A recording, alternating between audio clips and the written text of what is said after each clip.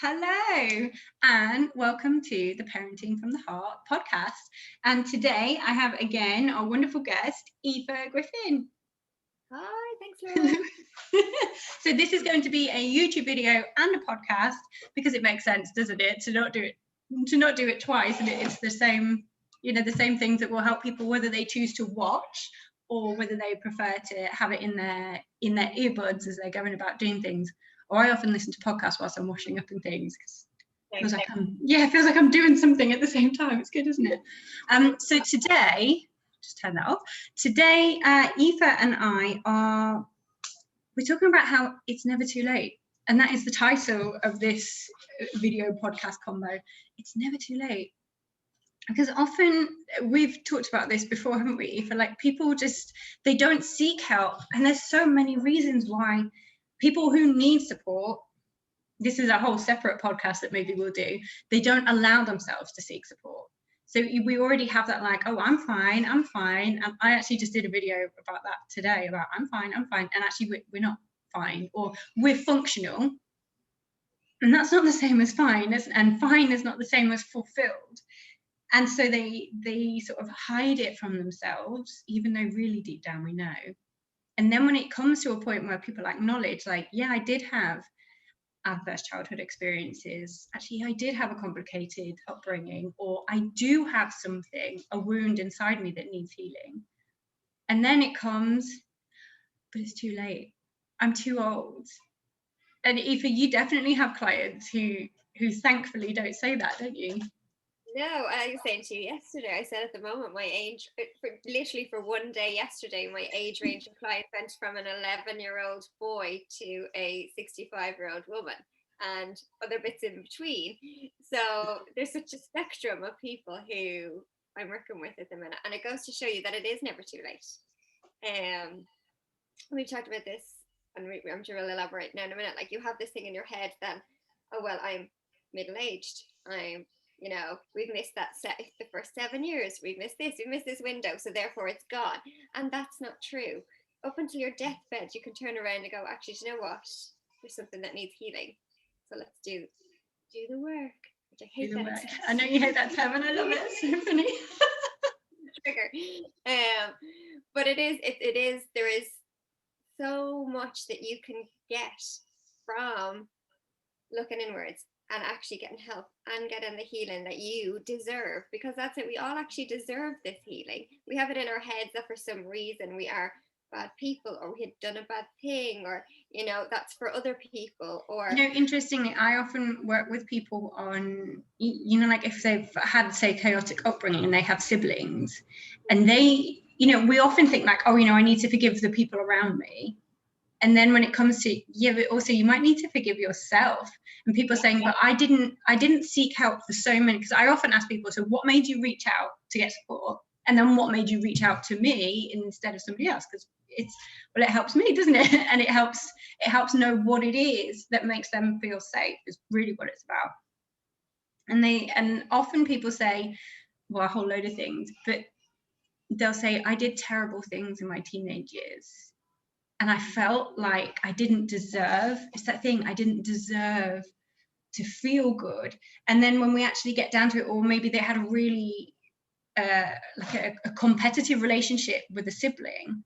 And then when we get into the healing and they realize, but we were pitted against each other. My sister and I, or my brother and I, we were both in survival mode.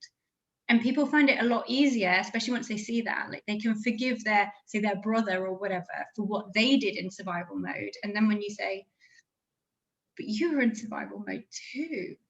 So would you have behaved in that particular way, maybe pushing somebody else, in front of a punishment? Or I know sometimes people would say, like, some days I just couldn't take it for my brothers or for my sisters. And then they hold this guilt for so long. But then if we think of it now as adults, we would never speak to a 7-year-old like that, or a 9-year-old, or a 12-year-old, or a teenager. We would never speak to them like that. But we find it so hard to do that to ourselves, don't we? To treat ourselves with that compassion. So yeah. Another person like that, but we treat ourselves with such a different level of kind of worthiness or respect or boundary. Like we expect something else from ourselves that we would never expect of another human ever. And yet we punish ourselves. I think so much of us self-punish. You know, we think we deserve the shit. We deserve the bad relationships. We deserve, you know, the weight issue or the panic attacks or the whatever, that we have somehow brought this on ourselves. You've just reminded me, I share this story all the time. You just said about we deserve the weight issues, and we didn't know each other at this time. After my third child was born, I mean, I had 3 kids in 3 years, so obviously my body was bigger than it ever had been. This is sensible. But it was only when I realised, so I lost 4 stone in the year, so that's what, 23 kilos in the year after my youngest was born. And the catalyst, I mean, yeah, there was that element of like, I wanted to get healthy because I wasn't healthy. I was in the obese range and I was really upset because I had always been a relatively trim person. I'd always been like an 8 to 10. And when I really got down to it, it was almost by accident. I had PTSD healing sessions, like therapy sessions, for my time in the special care unit with my daughter, my firstborn. And it was through that I realized, because she'd arrived, she was premature, she'd arrived at 35 weeks and nobody knows why. We never will know why. We think that maybe I have preeclampsia, but we don't know, because I basically presented going, I feel funny, oh, my water's broken, and then the baby was born. So there were no tests that were useful after that point, so we'll just never know. And the boys weren't premature, so again, who will know? But it turned out that I had been punishing myself since my first was born, because I had developed this thing where I hated my body for releasing the baby early, which is a ridiculous thing to say, because I was really sick. Like, I was really sick before she was born. And I would never, and of course I know lots of preemie parents, because that was my group. I didn't have an NCT group, I had the Bliss group. And I would never judge them. And yet, until I had healed it, I wasn't drinking water, even though I should have been. I wasn't eating fruits and vegetables, even though I should have been. I was filling myself with crap, and I was feeling crap, and I was reveling it without realizing. And then when I did this whole course of PTSD therapy, it was through Bliss, and completely unrelated to weight loss, I lost the weight. It fell off. In 10 months, I lost 4 stone and got back to a size 8 to 10. And yes, I was doing exercise, and yes, I was eating healthily, but it wasn't hard because I'd done the healing. It's crazy though, isn't it, what we do to our bodies? And I thought my second son was born at 35 weeks, and I thought we were told that I was so sick that my body rejected him. And I'm like, what a horrible thing to say, that I rejected my baby, you know? And I know, because we take these words to heart, but that person probably doesn't remember saying it. Of course they don't. It meant nothing to them. It was just a flyaway comment. But you hold that in you, and you're like, fuck, did I? And like, and because of that, then you go overboard with the connection and the love and the, like, I now coach his football team. I do everything for this child, and I know I didn't leave our eldest for 18 months. I wouldn't leave her with anybody, and I was so burnt out by not leaving her with anybody, because I think I was punishing myself. And yeah, you're right, I was keeping her close because I had in my head up until that point, like I had failed her. Because you know, when you run the special care ward, well, this is a slightly different podcast, but it's still interesting, isn't it? Hopefully people will gain something from it. And there are a lot of preemie listeners, because we have similar issues of feeling like failures, don't we? And we're not. We would never say, like, I would never say to you, you're a failure. If you come back, because it's never too late to heal that wound. Yes, exactly. We'll circle back. It is amazing. And yeah, we were talking about our children before, and because one of my clients actually, she'd messaged me and she said, you know, I often worry. I'd done a post about the first 1,000 days, which is really, you know, like the first 1,000 days is so important for attachment, and yes, it is. It really, really is. And then she'd said, but for my first 1,000 days, I have postnatal depression, and I feel like I've messed it up forever. And like, her daughter is like 7, and she was like, you know, that thing about the subconscious blueprint is set between 0 and 7. Like, I feel like I've just ruined my child forever. and that's it, it's done now. And I was like, yeah, but you've got your whole lives together. So it's because what you can do now is take it with a pinch of salt. Like, yes, they are important, and yes, people say that because they want us to engage, with our children when they're young, and it is key for attachment. However, you were there, or children who were adopted after age 3. Quite often, I mean, I've had some raging conversations with people who've worked in adoptive services who were like, well, after they're 3, what are you gonna do? I'm like, no, that doesn't give you a right to say after this magical cut-off period, the whole of the rest of your life is going to be full of adverse experiences and you are now disadvantaged. You have that label of disadvantage. Like, don't let yourself get off that easy, because actually what it is now we have to help with healing, like consciously help our children with healing as we go forward. And if you had that first 0 to 7 years and a child had a lot of adverse childhood experiences, like if there was domestic abuse in the house, or if a parent had postnatal depression, it isn't their fault, but they struggle to connect. It doesn't mean that the rest of their life is set in this track, because you can learn skills, you can do family therapy, you can do, obviously you and I both do, I do the parenting, mentoring and coaching, and you do the healing. You can support your children to learn about themselves and their emotions, because this is Dr. Peter Levine, who's a trauma psychotherapist and has loads of experience. If you heal the trauma, you will not pass it on. Yes. So it's never too late. And like you said, this, what did you say, 65 or 68, like at that age, that's like another 20, 25 years of, well, hopefully even 40 years, that would be nice, of this happier, more in tune, wonderful existence. And it's like how she inherited like that. She was like, oh, I don't want to deal with this. I don't this, and she couldn't understand why she couldn't release certain things. And I was like, because when you think about it, you've held on to it for so long with such a tight grip, because your identity was linked to your pain, your suffering, who you are.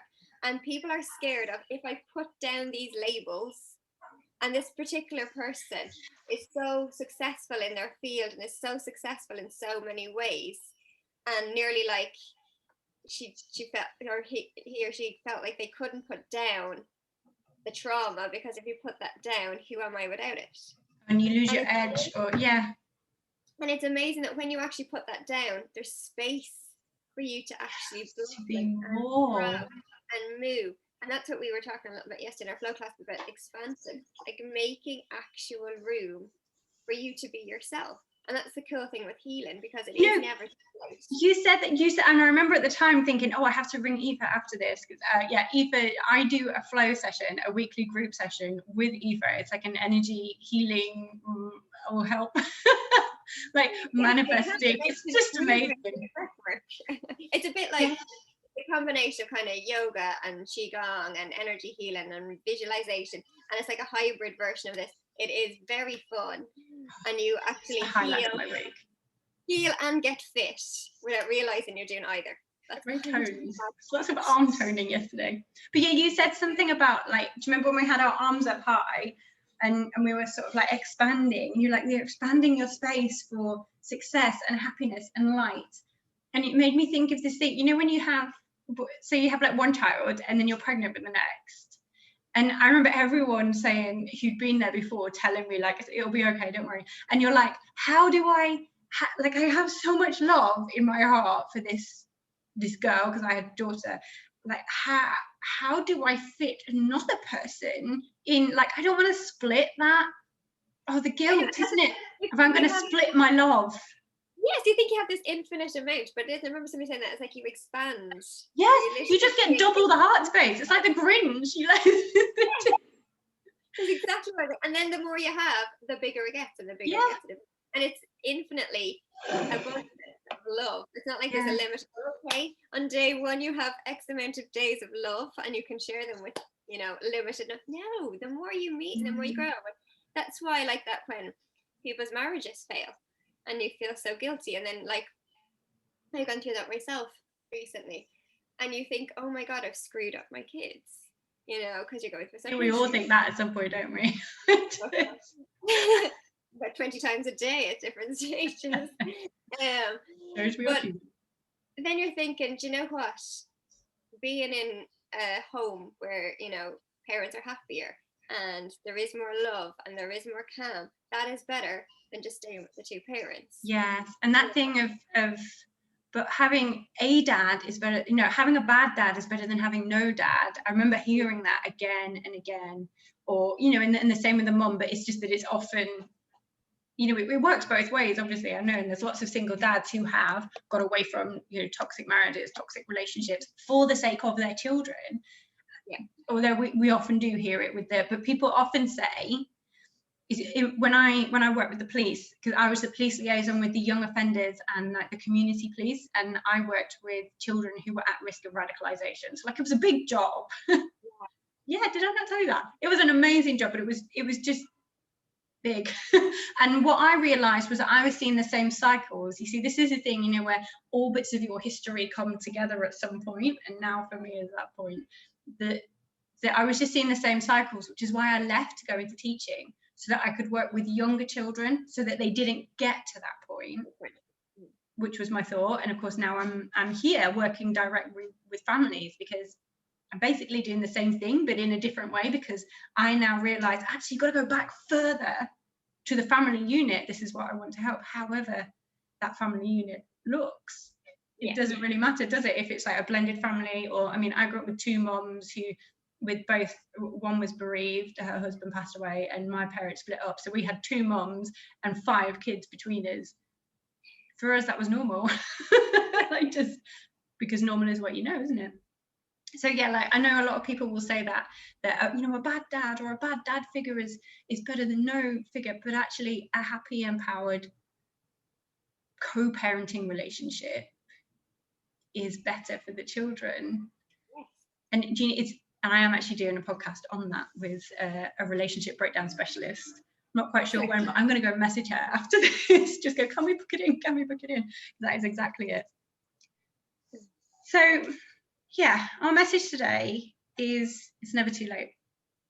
No, doesn't matter what age you are, what your background is, what you're overcoming, you can heal no matter what age you are, what background you have, what it was that you went through. And again, like what we talked about the last day, trauma with a big T or trauma with a little t, you can release it, you can heal from it, and you can break the cycle for your children.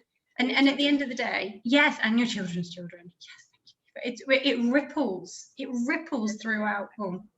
throughout generations, and it ripples throughout the world. And to be able to say to other people or to yourself, it stopped with me. I mean, God, how powerful. And that is a completely different narrative to my parents mistreated me and I have to live with this forever. It's like getting out of that victim mindset, because you wore this label, like, you know, X happened or Y happened or Z happened, and therefore this defines me for the rest of my life. No, healing from it can define you for the rest of your life. Moving on from it, showing a better way can be what defines you. Being a role model to your kids of going, okay, something shit and awful and dreadful happened in my past, but look how I used it. And now how we overcame it for you.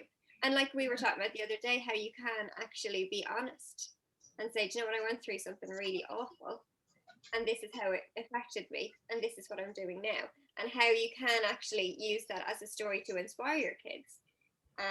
Like an age-appropriate story. I know you've got teenagers, so that's no, that's what I was just gonna say. I was like, there's a way of telling the story that, you know, for different ages at different points in your life. You don't, you know, tell a 2-year-old the same story. But I had this moment today. I know I sent you a picture of I did a French plait for my daughter today, and her hair, and like, it was awful. Like, we were on YouTube doing it, and I know, like, it's the first time, it will get better. Of course, I'm a teacher, so I know, like, the first attempt in learning, we keep going. And I did have a moment where I said to her, do you know, nobody ever did my hair when I was a kid. And I'm just like, I know, don't, because I'll go. But like, I just had this moment where I was like, that wasn't right. And I said to her, nobody did my hair when I was a kid, and not because they didn't love me, but because they were just really, really busy and nobody thought to. And so I'm going to make a special effort to do your hair. And she was like, thank you, mummy, it makes me feel so special. It's like, oh, seriously, the sound, look at me. People in the YouTube video will see my ears, my eyes are full. That was a cycle. That is a cycle being broken. Yeah. But, you know, I could have held on to that and been like, well, I can't. And I did actually say this because I remember I was Googling it on, like, I was YouTubing it, like, how to do a French plat. And I actually said to my husband, like, I feel ridiculous that I'm having to Google this because aren't you supposed to know it? And he was like, well, yeah, but you don't. So you either say, I don't know how to do it, and then you never do it, or you go and learn how. And actually, it's exactly what you said. Like, I realized I was kind of sitting in my victim because I was feeling, you know, that hurt and all this stuff when I told her I was going to do her hair. And I kind of let myself sit with it. And I was like, okay, I'm not having that. I'm going to take that experience and I'm going to say, it's going to stop with me. And, you know, like almost like stepping out of it and going somewhere else, which in my case was YouTube. and then getting the skills, which is, you know, it goes to show that we can either sit in it or change it. Like, and that's the thing, that, you know, we have more power than we think about, and we actually have the power to choose. And you can wake up in the morning and go, do you know what, today is going to be the day where I go, enough is enough. Yeah, you don't have to ease into it. You could just be like, I know people, since we've already swore, so there's going to be an explicit thing on it, which I love it so much. There's a moment where you drop the first one and I was like, bing, explicit. Yeah, when we first started doing this and you're like, yeah, no, it's fine. Yeah, that's so funny. But I know a lot of people who refer to it as the fuck it moment, where, you know, where you just like, and actually I know people who've left relationships and been like, I just had a moment where I was like, fuck it. And what actually that moment means is the fear of the healing and the fear of the person that I will be without this label is less than the fear of staying. That is what fuck it moment is. Fuck it moment is the bit where we tip into, do you know what, I'm ready to face the fear, because of course we're not judging people for sitting in their victim, because we've both done it. We've done it. We were victims for years of bullshit.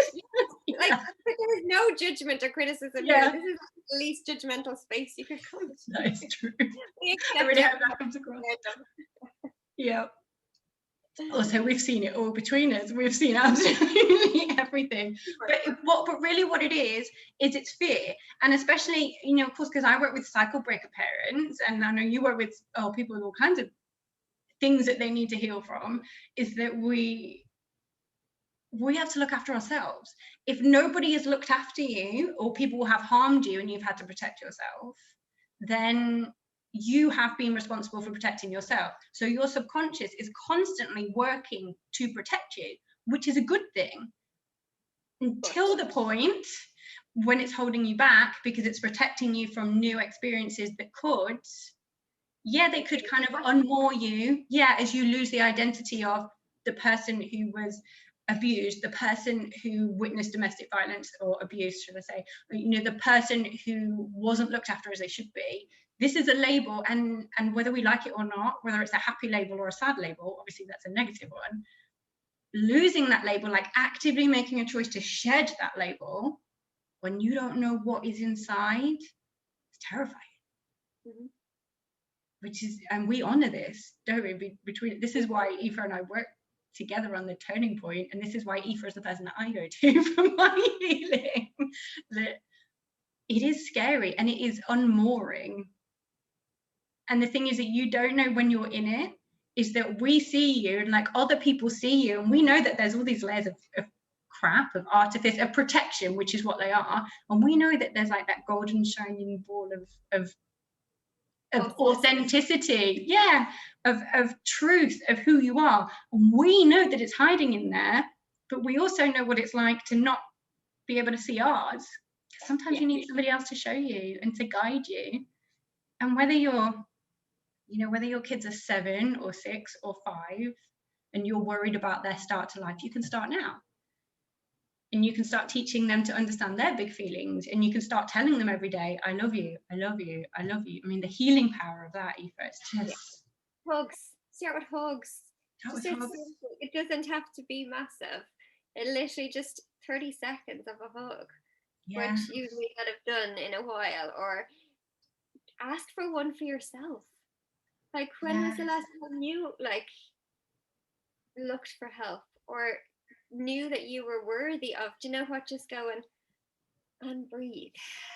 Because I thought when you're in survival mode, you don't even breathe. You're just, okay, what am I doing? I like that the 1,000 day freaked me out. Yeah, and I remember on the third birthday, so I then blowing out the candle and me going, well, Motherfucker now. yeah. Like, And actually, it's a useful guide, and yeah, like I understand where it comes from, and yeah, it is born through research, but what it doesn't mean is you are now set in stone, and if you're fucked. Like, it doesn't mean that. I feel really bad because when I had my first child, 12 weeks was our maternity leave. So like, my son was 13 weeks and I went back to work.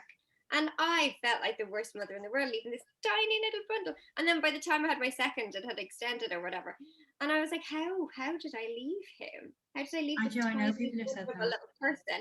And I remember the childminder at the time went, you're going to give up work in 2 weeks because you just, leaving him was such an unbelievable pull. And like that was my first. Then my second, I was already told I'd rejected the baby. And by my third, good God, never mind my fourth. And I'm like, for the love of God. And I think you spiral. So I gave up work. I gave up everything and literally devoted myself to my kids and burnt out completely. Because we're not listening to ourselves. No. So it's never too late. I have recovered. You have. I was going to say that the very different, the different thing is that then you've done. You've done the work. Sorry, you've done the healing, and then you were able to look after yourself, which ultimately, and I have done exactly the same, because most people know now I have 3 kids, and they are 6, 4, and 3. That I completely burned myself out, thinking that I had to be this like Stepford wife kind of crunchy mom, and I knew I was committed to like the attachment parenting and the gentle parenting, but I didn't have the skills because I didn't know how to do that, because nobody had ever shown me, and I just tried to be everything all the time, and I didn't manage it. I just completely burnt out and my house was a mess. But I felt really guilty. And now I can say, like last night I went to bed at 7:30 p.m. and I said to John, I know we were supposed to do something, but like, I'm done. Sorry. So we're doing like a home date night tonight. But I never would have listened to myself before I had effectively gone through, and of course we're always healing, but until I had gone through that healing so that I could value myself. And even things like where you power through, because we all do that for so long. It's like we power through the shit. And you think that you have to, and at the other side of the shit there'll be less shit. But it actually is the opposite. When you're powering through, it does more harm than good. Yeah. And then you're less resilient to deal with the worst. Yeah. And also that's glorified, isn't it? Oh. That whole thing, I think that also that thing of saying, actually, I'm going to take a break right now, or like, I'm going to take a few days off work and I'm going to do what I need to do to sort myself out. Of course, then when you go back the next Monday, Tuesday, Wednesday, you're going to be much better at your job. And if you have, like an afternoon off and you just say at home, if you're at home with your kids, if you have that time to yourself, then you are much more able to give to them in a more meaningful way, instead of just kind of being there but being really grumpy and triggered and frazzled. And yet that's not glorified yet. That the whole powering through, the woman being the martyr, I mean, yeah, and dads as well, but mostly the women, like, it's not really good enough, is it? No. And that if we can help even one mother stop being that person, then our work is done. Because like, I would love to be that part of that movement that goes, you don't actually have to sacrifice yourself to be a good mom or a good wife or a good parent. You can actually be whole, healed, and then be an amazing parent. Like there's so much power in that. Yeah, and of course aware that you will have to constantly top it up as you go. Like, you might get over the big hurdles, but of course it's those things where, but it's like with physio, isn't it? If you stop doing your physio, your pain is going to come back. And it's the same with the healing and the well-being. It becomes well-being, doesn't it? Like topping up the feelings and the resilience. When you've done the deep work and you have released that, you know, that child, the inner child piece, and you have healed the past stuff. When you come to the next trigger, you're coming from it as an adult. You're not still carrying that little child. So you're coming to it, okay, you can be triggered, you can be upset, you can be hurt, but you're coming from it from a very different place than that same old wound being reopened and reopened and reopened. So when you have healed that part, you can come and go, actually, you know what, this is really shit today. And I'm going to ask for help quicker. I'm not going to wait. You notice your triggers, you notice your body, you notice the signs going, as we've talked about before, you notice the whisper, you don't wait for the roar, and you act quicker, and therefore it doesn't explode, it doesn't become a big thing, it doesn't end up being this massive, overwhelming, you can go, actually, good word. I'm not transcribing that one. You know, like, it doesn't have to, you are literally. I remember the first time that I did that, when I was doing my own healing, and one of my things was being yelled at, because that was something that I had, and it took me a long time, because I would always feel really guilty when, like, one of my kids is bless him, how he deals with things is that he screams. Like, when his cup is full, he just, it's like a pressure cooker, but instead of it blowing out of his ears, he screams. And he doesn't do it anymore, because I've learned how to support him and to support myself. But what would happen was that he would make these noises that in my brain, but I didn't know then, my brain was like, safety, safety, safety alert, safety alert. And I would be like, just stop. And I would always think, if you just would stop, if you just would not scream, I would be able to parent you. And I see it wasn't true. It was, if I didn't respond to your screaming in this way, I would be able to parent you in a more effective way. And of course, then I did my healing, and then the yelling wasn't, you know, nobody likes being yelled at, obviously. And the noise is always annoying, because it's an annoying noise. And we're humans, we're wired to move away from them. But no, and when I realized, I remember that first time when I'd done the healing work, and then the same thing had happened again, and I just, it wasn't until afterwards that I realized that I had gone, oh, you're making that noise that you make when you're really upset, do you want a hug? And he came for a hug, and I was like, it was just incredible. But we had had 2.5 years up until then of screaming, shout, screaming, shout, screaming, shout. And then the thing that didn't change was him. Yeah. It was my response to the behavior that he did. And then when I changed how he behaved, and I couldn't, because every time I'd be like, I'm not going to shout, or I'm not going to draw away. I used to often like draw away, because it was just too much. It was too overwhelming, because it was my child.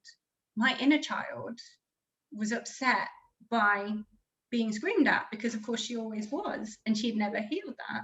And then once it was healed, I was able to take his behavior as my baby is upset. Yeah, what it actually was, because I was responding, like you said, from the adult perspective. And I have had loads of clients actually say exactly the same to me. Like, they will, like, you know, they ring you or they text you, don't they? And they're like, guess what I just did? Guess what I just did? And then they'll tell you the same story, like what I just did. And you'll be like, yeah. Share the way. People on the podcast, we're dancing. Because it's so awesome. Okay. I think because Aoife and I have a flow session very, very soon. So Aoife's going to go like out of interview mode and into healer mode. It's very exciting. Aoife, what is your final thing that you would like to tell people about It's Not Too Late Ever? Yeah, well, that is it. And it literally is, as we would say in the flow class, just take a second after listening to this today, right? And just pause and check how you're feeling in your body right now. Observe how it is. No judgment, no criticism, just observation. And just think, is this how I want to stay? Or could I make a choice that for your sake, your partner's sake, your children's sake, you deserve better? And choose, because it is a choice, to try some form of healing, some form of self-care, some form of, I actually deserve more. And not only do I deserve more, but my children deserve more, and my children's children deserve more. So by you making one simple choice today to go, actually, it stops with me, the ripple effect will be astronomical for your family. So yeah, and it's never too late, because it doesn't matter whether you are 11, 40 or 60 odd, you can still heal no matter what. And the next day is going to be so much brighter. I would add, well, I don't really have very much to add to Aoife because you basically just said it perfectly. Just that, like, it's scary. Like making the choice to say, because it sounds really easy, and you know, of course, it's really easy to say the words like, oh, I'm gonna, you know, oh, you should just make the choice to change it. And Aoife and I have both been both sides of the choice, where you've sat like scary as fuck. And it is. And again, it is, and it's like people have this thing where they're going, you know, healing should hurt, healing should be bollocks. And again, more sorry, but like being honest, it doesn't actually have to be. Yes, it will be emotional. Yes, it will be tough at times. Yes, there are days where you'll want to give up because you're like, no, the familiar is easier. The subconscious mind will drag you back going, it's easier to stay in the shit. Come back over here. Yeah, exactly. This is the thing, like, even if the familiar isn't serving you and you know it, even if the familiar is miserable, it's familiar. It's what you know, and your subconscious is always like, stay with what you know, stay with what you know. This is scary. So it is scary. Yeah, it is scary, but it's worth it. And you don't have to do it on your own. Of course, you can listen to podcasts and read books, and I've got a blog post coming out with loads of resources and things. Yes, you can go it alone, but you don't have to. You don't have to be scared and triggered and upset. And you can get there a lot quicker with support. It's just what we want to share to the world, isn't it? Like us, who are non-judgmental and actually go on the journey with you. We don't ever think that's why I chose mentor and not coach. Yeah, we're not up here going, we know it all. We're up here going, we've been in this shit. Come on. Yeah, come out. We'll drag you. You just have to reach. Yeah. Oh, thank you so much for your time, and thank you, Aoife, again. Oh, we love you. Thank you for having me. See you soon. Bye.